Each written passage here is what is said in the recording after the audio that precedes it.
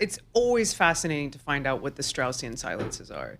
And there, obviously, everyone's focused on the war, currently, energy markets, fiscal response, monetary policy. Right. People are not asking, as you highlight, on financial stability, which is often the most interesting report. So I go to box one. Paul, what you do here, Cliff Notes. Okay. Executive summary, boring. You go to box 1.1, which is like the appendix of 84 nerd PhD pages. Rising Japanese government bond yields could affect global asset allocation, which goes again to these distortions in the yield market. Absolutely. The unspoken to me. One of. So these imbalances, there was actually a fantastic panel on imbalances. The fiscal imbalances are very clear. I would say that when we look, though, at where equity markets are, one of the reasons why we see the Nikkei hitting historic high last week, S&P as well, is because of the fiscal Think of the bonuses PwC is getting in Seoul. I mean, Korea's popping. It did crash 12%, right, at the start of the conflict, the Kospi. Yep. But it's coming back. It's coming back, but it's, again, I think, off the back of this fiscal impulse. Where we are is that financial markets are expecting the spigots to open, and we'll pay for that down the line. Alexis, we had another guest earlier in the week that was at the IMF and the World Bank spring meetings, and they highlighted maybe the disconnect between the concern they felt at those meetings about geopolitics, about global economic risks. In fact, the markets are hitting all-time highs here. What do you make of that? Again, I mean, I think if we look at when you've had shocks to demand, whether it was concerns on the initial waves of protectionism, Trump 1.0 in 2018, the sudden economic stops related to the pandemic, Russia, Ukraine, even in the wake of Liberation Day, governments have stood in and said, we will support households and consumers. We've seen Madame Lagarde yesterday actually highlighting that some of those measures need to be very tailored to the lowest part of the income distribution. Otherwise, monetary policy will have to step in and over-tighten. So it is building up imbalances, but we just keep kicking the check and the overdraft down the line. How about the sense of the U.S. as a safe haven? That took a big hit last year. Have we removed that risk, or how does the participants in that meeting, how do they view the U.S. these days? It's really fascinating to watch the performance of safe haven assets coming out of this conflict. So right at the start of the conflict, I would say yields on the 10-year absolutely should have been falling more than they did. DXY should have rallied and should continue to rally more than it has. The shekel hit a 30-year high against the dollar yesterday.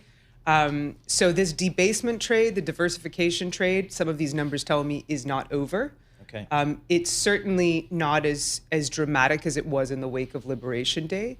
But for qualitative reasons and quantitative reasons, investors are looking elsewhere. So, but it just seems like the dollar, certainly when we had the war kick off, the DXY index popped right back to 100 from 96 level. So it seemed like it had that safe haven. But now we're kind of bleeding off a little bit here in the dollar yet again. It is. And if you look at where we are, if you look at a 5-year average, it's not as impressive. Yeah. You came up 900 basis points right after the start of January 2025 with the expectation of dereg, et cetera. So I would say it's not as impressive as one would think. About private credit, how much of a concern is it to global Wall Street here? I mean, we've had a lot of folks, including the banks that just reported, saying it's not an issue. Even the regional banks that just reported, not an issue. How did the folks at the IMF and the World Bank think about that? Still, I think the consensus is not systemic because it is a slender part of the overall lending platform. It's not, the GSIBs are not, it's not a heavy part of their lending. But interestingly enough, you had several central bank deputy governors and governors saying, guess what?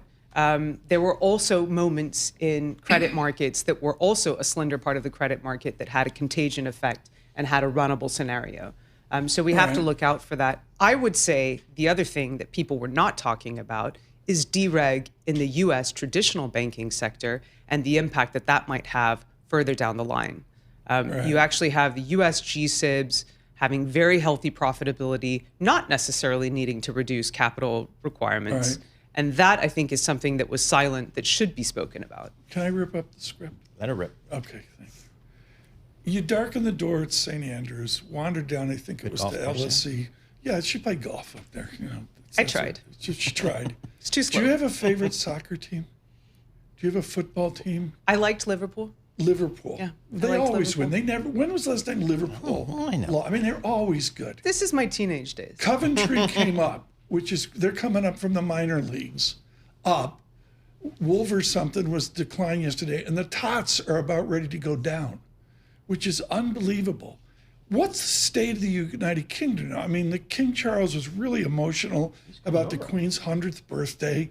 I think, are they still coming over to America? I think so. I mean, what is the luck to them. state of your United Kingdom with all your brilliant academics there? Well, it's benefiting from a little bit of an offset from the U.S., right? You've had record numbers of U.S. applications for citizenship in the U.K. and residency. So it is still benefiting. And you know what, Tom? It's asset management that thrives and lives on. It's not the traditional investment banking, not traditional insurance, but asset management, because hedge fund wives would prefer to live in London to Frankfurt.